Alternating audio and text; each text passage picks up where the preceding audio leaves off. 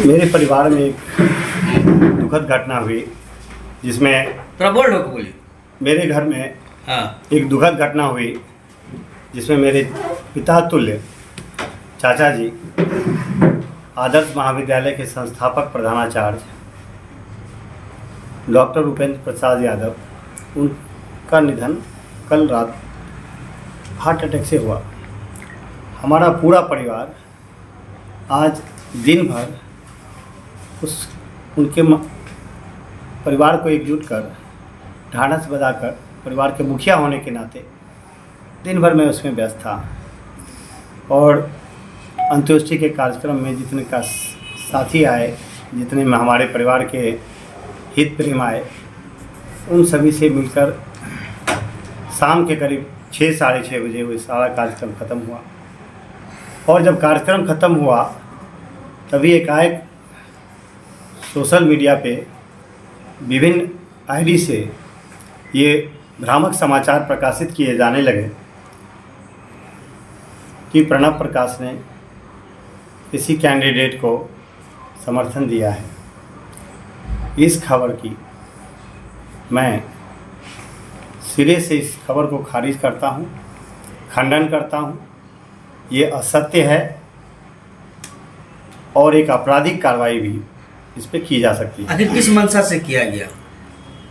मंशा साफ है कि आप भ्रम की स्थिति पैदा करने की कोशिश कर रहे हैं लोगों के बीच। कारण क्या है? कारण अपनी हार, आपकी हार आपके सामने है। आपको अपनी हार दिख रही है और जब आपको अपनी हार दिख रही है तो आप वो तमाम हथकंडे अपनाना चाहते हैं जो राजनीति में नहीं करनी चाहिए। अगर आप एक साफ सुथरी राजनीति करते हैं तो आपको इन हथकंडों से बचना चाहिए। आप अपने मुद्दे लेके जनता के बीच जाइए और फिर जनता से संवाद कीजिए और आपके संवाद से आप जनता को प्रभावित कीजिए, जनता को समझाइए, वो आपके पक्ष में वोट करे। न कि दुख के घड़ी में जब पूरा परिवार हमारा दुख में था और पिछले 24 घंटे से जब आप चुनाव में चरम पे आता है प्रचार और उसी समय ये दुखद घटना हमारे परिवार में घटती है, तो हम संवेदना अपेक्षा करते हैं, न कि इस तरह की राजनीतिक साजिश या इस तरह की राजनीतिक रंजिश या एक सुनियोजित तरीके से किसी व्यक्ति के उम्मीदवारी पे सवाल उठाना। तो कहने का मतलब आप ये कहना चाह रहे हैं कि जिस तरह से आप जो कहे कि वो हार रहे हैं, तो अपने हार को मतलब आपके वोट को अपने तरफ कन्वर्ट करने के लिए वो इस तरह का रीमर फैला रहे हैं। देखिए, कौन हार रहे हैं वो मैं आप पे छोड़ता हूँ, लेकिन जिन किसी के आईडी से ये पोस्ट किया गया है, मेरे पास वो सबूत है। मैं उस सबूत भी आपको दिखाना चाहता हूँ। उस आईडी से उस पोस्ट को डिलीट किया गया और वहाँ पे ये लिखा गया कि किसी ने मेरे फ़ोन से ऐसा किया।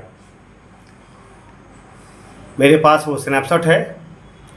मैं चाहता हूँ अभी आप उस स्नैपशॉट को देखें। तो आपने क्या इस पर कानूनी कार्रवाई के प्रति? जी हाँ, बिल्कुल। मैंने अपने जो हमारे अधिवक्ता बंधु हैं उनसे राय ले रहा हूँ और निश्चित रूप से उनके राय के उपरांत इस पर कानूनी कार्रवाई की तरफ मैं जाऊँगा। जी हाँ।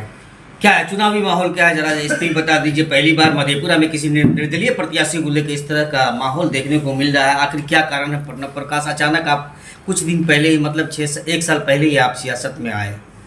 आपके पिताजी ज़रूर थे, काफ़ी लंबे समय से ताउम्र आरजेडी में रहे, लेकिन आपका जो सियासी सफ़र है लगभग 1 साल से है और अचानक इस तरह से चुनाव में आप चुनावी मैदान में उतरे और लोगों के प्रति इस तरह की जो माहौल बना है, इसके पीछे कारण क्या है? देखिए,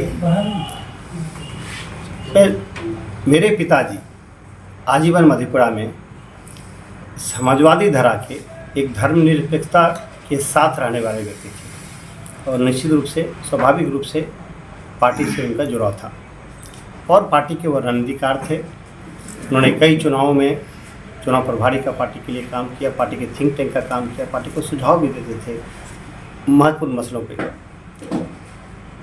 जब मेरे पिताजी थे, निश्चित रूप से हम लोग उनके साथ ही रहते थे। थोड़ा बोल्ड होकर बोलिए। और जो समझदारी है, राजनीतिक समझदारी, वो सारी चीज़ें उनसे ही विकसित हुई है। स्वर्गीय डॉक्टर योगेंद्र प्रसाद यादव इस समाज के लिए शिक्षा के क्षेत्र में, समाज सेवा के क्षेत्र में एक जानी मानी हस्ती थी।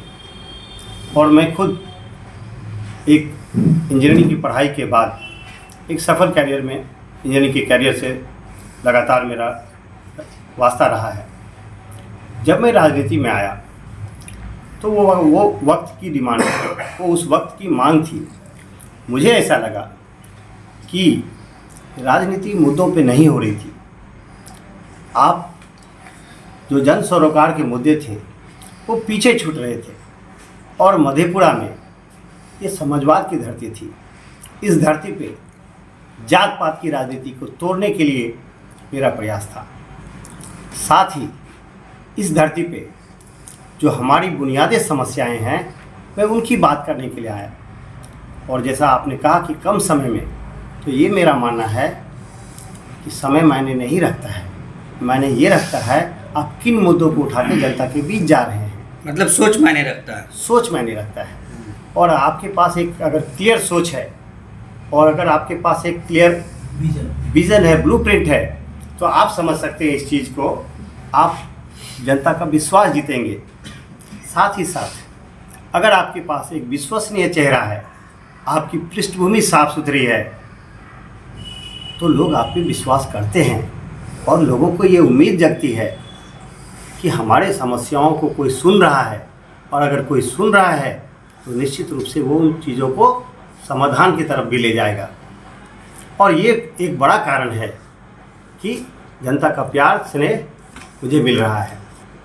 तो मैं आज आप लोगों के माध्यम से मैं चाहता हूं कि मैंने कुछ प्रण लिए हैं इस मधेपुरा विधानसभा, इसमें अब जो मेरी उम्मीदवारी है, मेरी उम्मीदवारी में मैंने कुछ प्रण लिए हैं और उन प्रण को लेकर मैं इस विधानसभा चुनाव के समर में उतरा हूं। मैं वो प्रण चाहता हूं आपके साथ साझा करूं। मैंने जो प्रण लिया है उसका नाम रखा है मैंने प्रणव का प्रण।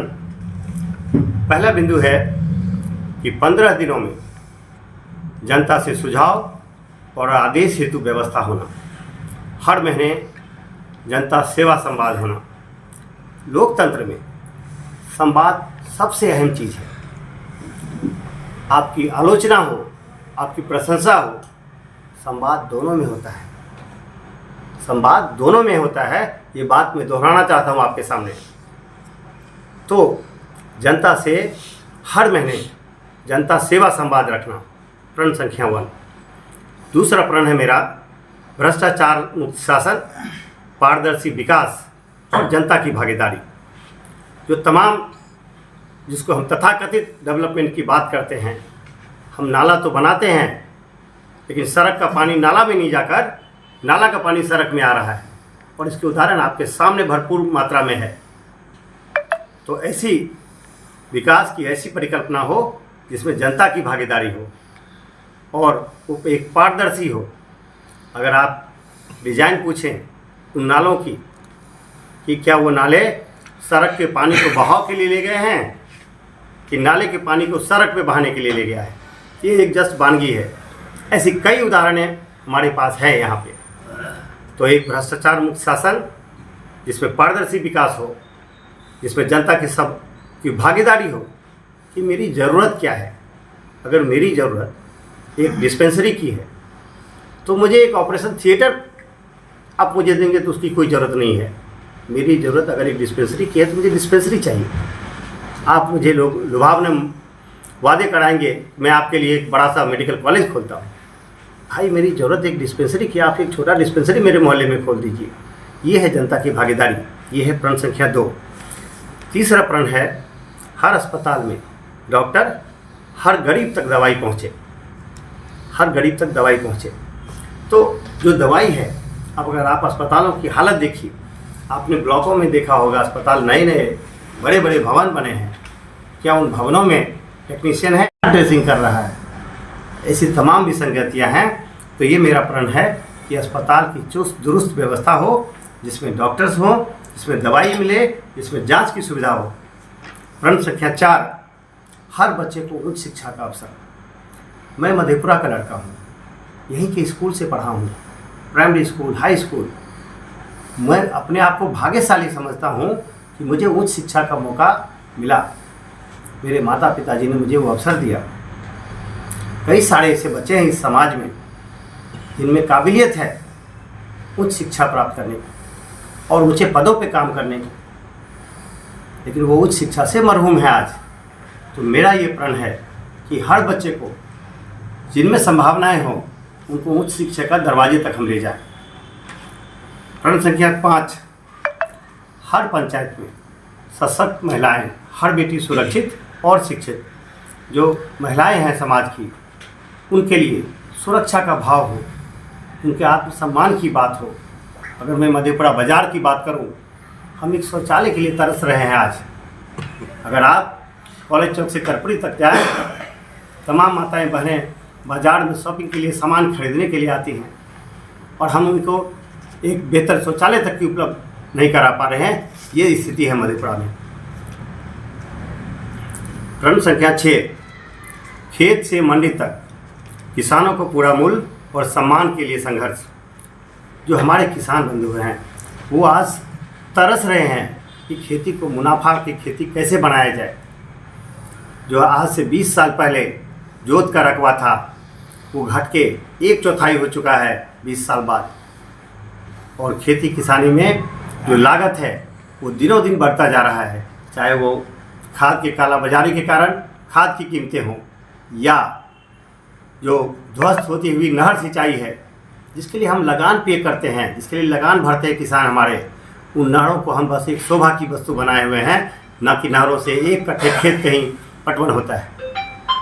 तो खेती किसानी के लिए मजबूत पहल करना, और ये हमारी ज़रूरत भी है आज के दिन में, ताकि खेती की तरफ हम युवकों को जोड़ सके, खेती मुनाफे का सौदा बन सके।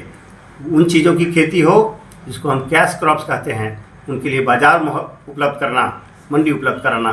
प्रण संख्या 6। अब आते हैं हम प्रण संख्या 7, जिसमें युवाओं को पलायन नहीं, अपने क्षेत्र में रोजगार हेतु मधेपुरा की आवाज़ को विधानसभा में उठाना। ये मेरा प्रण है कि मधेपुरा के युवाओं में संभावनाएं हैं, वो छोटे कृषि आधारित उद्योग लगा सकते हैं और उनकी अब भरपूर संभावनाएं हैं। मैंने गांव-गांव का भ्रमण किया है। एक एक गांव में एक खासियत है। अगर आप बुधमा की तरफ जाएंगे, ज़बरदस्त केले की खेती होती है। अगर आप भदौल की तरफ जाएंगे, जूट की खेती हो रही है और भरपूर। अगर आप और पूरा बढ़ेंगे, शंकरपुर के आसपास के इलाकों में भी जाएंगे, मक्के की जोरदार उपज है। क्या हम मक्के आधारित फूड प्रोसेसिंग यूनिट नहीं लगा सकते हैं मधेपुरा में? बिल्कुल लगा सकते हैं। एक ईमानदार और एक इच्छा शक्ति वाले प्रतिनिधि अगर हो मधेपुरा में, तो आप विधानसभा में आवाज़ उठा के उन चीज़ों को मधेपुरा ला सकते हैं, ऐसा मेरा मानना है। तो ये 7 प्रण जिसको मैंने कहा है, ये है प्रणव का प्रण, जिसके आधार पे मैं मधेपुरा विधानसभा में तमाम जनता मालिकों को बताना चाहता हूँ कि अगर आप एक ईमानदार, एक काम करने वाला व्यक्ति और एक ऐसा व्यक्ति जिसके पास विज़न है, जिसके पास सोच है और उसके पास ये सूझबूझ है कि समाज के सभी वर्गों को जोड़ के आगे लेके चले, तमाम जाति बंधनों को तोड़ के आगे बढ़ सके, तो ज़रूर से आपको प्रणव प्रकाश की तरफ सोचना चाहिए और प्रणव प्रकाश का सहयोग करना चाहिए इस विधानसभा चुनाव में।